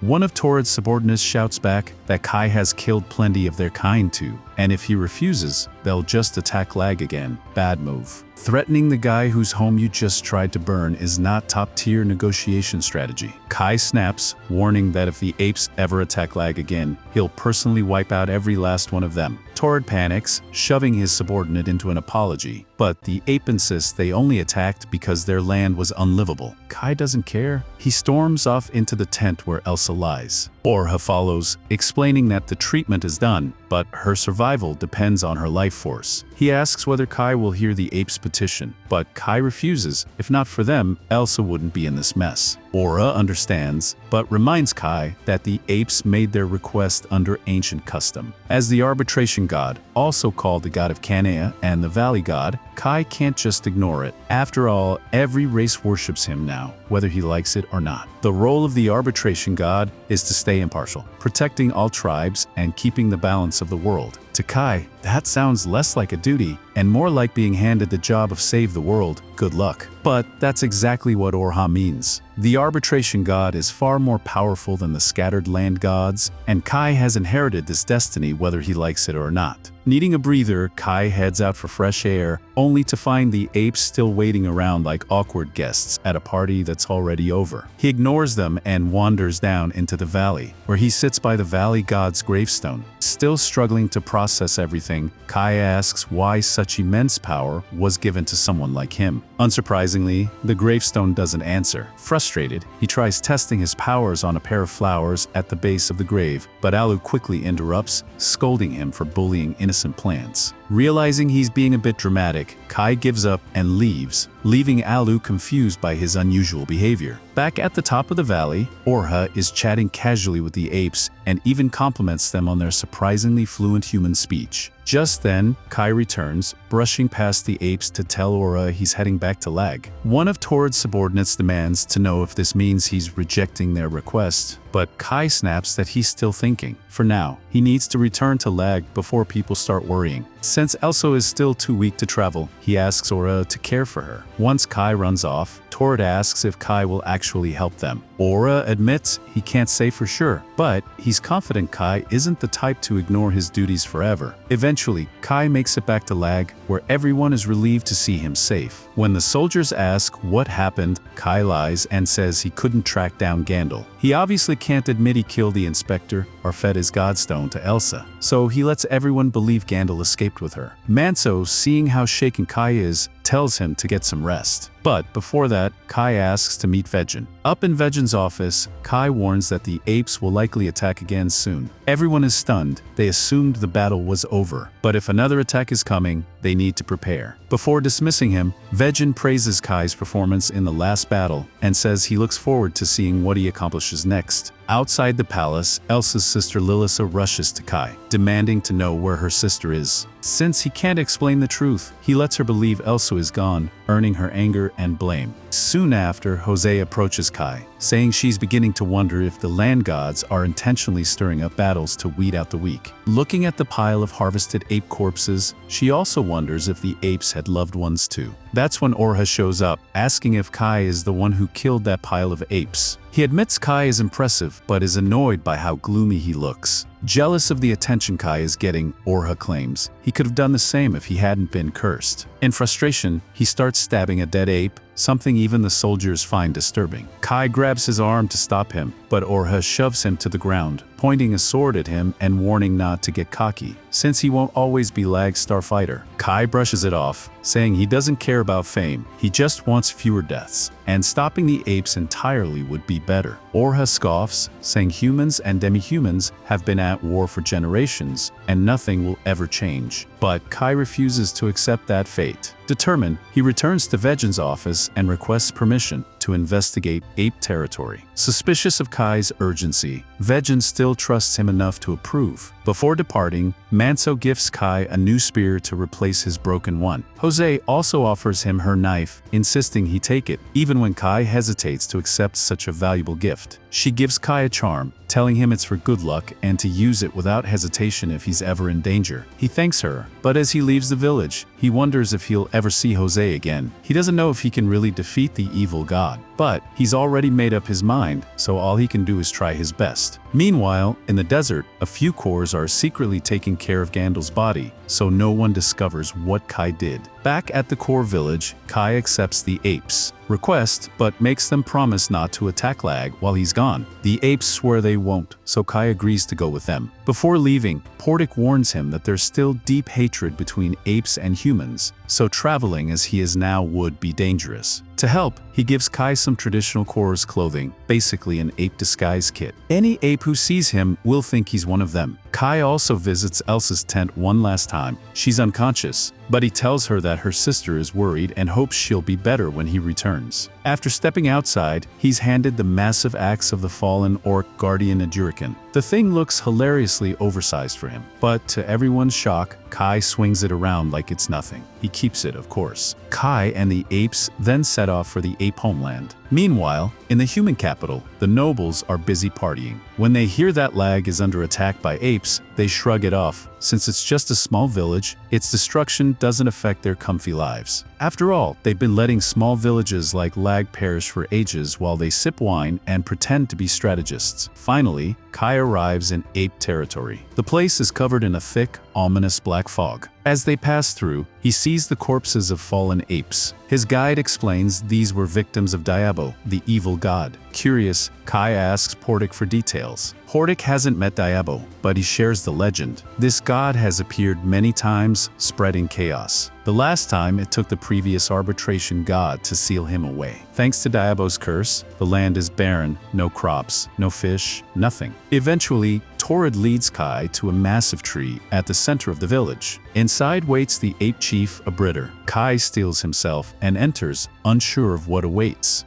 Kai is brought inside to meet Abritter, who's surprised that the new arbitration god looks so, well, tiny. Still, he's not one to judge. Kai stays cautious, but Abritter quickly clarifies he isn't the actual ape king. Curious, Kai asks what really happened to this land. Depending on the answer, he'll decide whether to help or not. Abritter explains the evil god Diabo was born from the darkness of the apes. Confused, Kai asks what that even means. Turns out, their king went full party animal, drinking, ignoring his duties, and letting the people suffer. The resentment grew so strong it reached their very core. Hearing this reminds Kai of what Nada once told him. When a ruler is corrupt, both apes and humans alike are doomed to collapse. Abritter continues. The corrupt king was eventually overthrown, and one of his sons, Shender, headed north seeking a new land god. But instead of asking nicely, he went berserk, stole one, and left a trail of bodies. Naturally, the locals cursed him 1,000 times over. The curses shattered his god stone, twisted his body, and turned him into the monster known as Diabo. When he returned, the first thing Shender did was eat his own family alive. Yep, family dinners don't end well in this world. He was unstoppable, and even now he roams free, draining the land of life. Abritter, weakened and desperate, pleads with Kai for help, fearing their gods might abandon them and leave them as mindless beasts. Kai feels bad. These apes are really in trouble. Back at the valley, even the valley god yells at him to go defeat Diabo already. So Kai vows to take down the monster. The apes lead him to the last place Shender was seen, the Ape King's castle. But before they can go in, a group of cloaked apes blocks the way. They argue with Torrid in ape language. Kai, clueless, asks for a translation. Apparently, these apes want the glory for themselves and don't want Kai interfering. They claim Lady Xena can't handle Diabo alone. Torrid is shocked, since he didn't even know she was back. Before Kai can learn who Xena really is, the ground rumbles, and the overwhelming power of Diabo shakes the castle. No time to waste, Kai charges the entrance. When one cloaked ape tries to stop him, Kai slams him into a wall like yesterday's laundry and storms inside. The others follow until they all reach a massive open chamber within the castle. Inside the chamber, Kai and the others find several apes collapsed on the floor, their bodies wrapped in writhing tendrils. At the top of a pedestal, Diabo is calmly siphoning away their life force like some nightmare spaghetti machine. When Diabo notices them, it even mimics their movements before turning to face them. Definitely nightmare fuel. Kai knows right away that a monster like this shouldn't exist and reaches for his sword. But before he can attack, a female voice rings out, yelling at Diabo. It's Xena, the champion mentioned earlier by the cloaked apes. She looks confident, maybe too confident, that she can take this thing down. Torrid explains that Xena is the youngest surviving member of the royal family, but still too green to be ruler. Kai is confused about what she's planning until she suddenly summons a dwarf, the guardian god of the northern lands. Torrid is floored. There's no reason the North's protector should be fighting for her. The sword in Xena's hand begins glowing, and Pork realizes she must be using a magic item to control the dwarf. Kai is surprised. He didn't even know items like that existed. She orders the wolf to attack, and it unleashes a massive fire blast. But Diabo doesn't even flinch. Turns out, fire's about as effective on him as a mosquito bite. With her big move wasted, Xena starts to panic. She tries to force the wolf to attack again, but the beast resists her control. In desperation, she yells for her subordinates. A few apes rush over and shove herbs into the wolf's mouth. The wolf torches the herbs with its breath and instantly gets way too high to fight back. Kai, baffled, asks Pork what just happened. Pork explains that the apes used calming herbs, effective but poisonous in high doses. not exactly the safest strategy. Regaining shaky control, Yona orders the wolf to bite. The dwarf sinks its fangs into Diabo's neck and tears out a chunk of flesh. But Diabo's blood sprays everywhere, splattering the wolf. The moment it touches him, the wolf collapses, completely knocked out. Kai doesn't understand why it looked unharmed, but Torrid explains, Diabo's entire body is like living poison. Anything that touches him eventually dies. The danger doesn't stop there. The torn piece of flesh starts wriggling on its own, draining the life force of nearby apes. Torrid grimly admits that many of his kin have died this way. Still, he thinks this is a golden chance for Kai to strike and raise a breeder's status while Yona's group is distracted. But Kai snaps back that he doesn't care about stupid ape politics. He just wants to deal with Diabo. Kai rushes to the dwarf and places his hand on its body. Thankfully, the wolf is still alive, but its spiritual energy is faint, and its god stone feels badly damaged. Kai suspects the poison from Diabo nearly knocked the god right out of its stone. If that's true, he needs to act fast. He begins channeling his energy into the wolf's god stone. A spark of reaction tells him it's working, but then he hesitates, remembering what happened with Elsa. Should he really risk using his powers again? Before he can spiral too far, he notices Porrick and the others fighting desperately to protect him. If he stalls, they'll all die. Shaking off his doubts, Kai dives deeper, entering the wolf's soul. There, he glimpses memories. The moment Yona betrayed the wolf people and seized control of the dwarf. She hadn't hated them, she simply needed the wolf's power to restore her homeland and was willing to do anything to get it. Finally, Kai finds the god stone. Pouring his energy into it, he revitalizes the wolf's soul. Returning to his body, he sees the dwarf already healing, though it'll need time before it can fight again. For now, Kai and the others must face Diabo alone. Just then, the valley god speaks inside his mind. The only way to defeat Diabo is to strike its god stone. Easier said than done, Kai has no idea where in that grotesque body the stone is hidden. Meanwhile, Yona watches the battle with conflicted eyes. Diabo was once her brother Shender. They had been forced to fight each other for their siblings' amusement, always mocked for being weak. But one day, Shender had enough humiliation and set out north to seek power. Yona, tired of her own abuse, followed a darker path, killing and stealing until she seized an unclaimed god for herself. That power made her strong, and now she believes all she needs is to kill Diabo to take the ape throne and fix this rotten world. Determined, she leaps down and orders the wounded dwarf to fight. When it doesn't respond, she raises her hand to strike it. Kai grabs her wrist, stopping her. He tells her the wolf hasn't healed yet, and she has no right to abuse it. Yona glares and snaps back that she can do whatever she wants with her subordinates. Kai fires back that comrades aren't disposable tools. She scoffs, calling him a lowly peasant by the way he wields his powers, even accusing him of stealing or killing to gain them. Kai denies it, but Yona smirks, insisting they're the same kind of monster. Yona sneers that both she and Kai are just weaklings fighting against this messed up world, and someone like him isn't fit to be the arbitration god. While they're busy arguing like an old married couple, Diabo swings in with its tendrils. Before they can even blink, the wolf chomps down and snaps them in half. Everyone stares in shock. Porrick quickly concludes that the wolf must have gained poison resistance from its new god, which, awkwardly enough, seems to be Kai. With that, Yona loses all control, her magic tool crumbles, and the wolf lunges at Diabo, tearing out a chunk of its neck like it's lunchtime. But of course, Diabo refuses to die. Instead, it powers up, cloaking itself in a towering storm of dark energy so huge it's visible from lag. Porrick warns Kai that if they don't stop it now, the entire continent will be swallowed by darkness. Diabo attacks again, overwhelming the apes, but the wolf keeps shredding tendrils like noodles until it finally gets caught mid-air. Yona, predictably reckless, charges at Diabo and nearly gets herself killed, but Kai saves her just in time. Then he goes for his sword, only to realize it's missing. Bad timing, because the next moment, Diabo eats him whole. Porrick is ready to dash in, but Ketch stops him, warning he'll just get slurped up too. Torrid completely loses hope, since no one's ever survived being swallowed by Diabo. Meanwhile, Yona calls Kai an idiot for risking his life to save her. Diabo hears her yelling and decides she's the next snack, but the wolf bravely yanks its tendrils to stall it. Inside Diabo, Kai wakes up surrounded by pulsating walls of flesh. The whole place reeks of God's stone, but he can't even muster the strength to break free. Worse, the walls are draining his life force. As he weakens, he starts doubting himself, wondering if he was ever worthy of the Valley God's power in the first place. Kai passes out, and when he finally opens his eyes again, he finds himself lying in the middle of a mysterious forest. The Valley God appears before him, blunt as ever, telling him to hurry up and kill Diabo already. Kai, who can barely lift a finger, thinks, yeah, sure, let me just go slay a world-ending monster while I can't even stand up. He's convinced there's no way out of here. But then, he spots a glowing figure in the distance. Surprise, surprise, it's the Valley God, dramatically repeating the same line, kill Diabo. Kai, frustrated, asks why the Valley God chose him of all people as the successor, when he doesn't even think he has what it takes to save the world. The Valley God simply tells him to stand up, overcome death itself, and show the world his light. No pressure, right? To really hammer it in, the Valley God shows Kai a terrifying vision. The land consumed by Diabo's corruption, spreading until even Elsa and the rest of Kai's friends are swallowed up. Kai can't bear it, so he desperately struggles to rise, fueled by the thought of saving them. Meanwhile, back in Lag, dark clouds roll across the sky. Zija, not Zin, sees this and immediately knows it's bad news. He tells everyone to grab their weapons, classic don't ask questions, just arm up leadership. Inside Diabo's grotesque body, Kai realizes the monster is draining his life force through disgusting flesh walls. To counter it, he decides he needs some kind of shell. With grit and a touch of anime protagonist stubbornness, he conjures up a magical armor around himself. With this new form, Kai rips through the flesh walls and bursts out of Diabo's body. Everyone watching is left completely dumbfounded. Diabo tries to smack him down again with its tendrils, but Kai casually grabs them without even looking and tears them apart like overcooked noodles. He then whips out his sword and stabs Diabo in the tail. It hurts, but Diabo's not going down that easy. Kai boldly declares, "Today's your last day, Diabo." Naturally, Diabo throws a tantrum and lunges at him. Just then, the dwarf, finally back in action, leaps in and knocks Diabo aside. Xena is stunned that the dwarf would actually help Kai. It means even the god beast recognizes him as a worthy fighter. All the apes cheer for Kai's strength, but Xena, nope.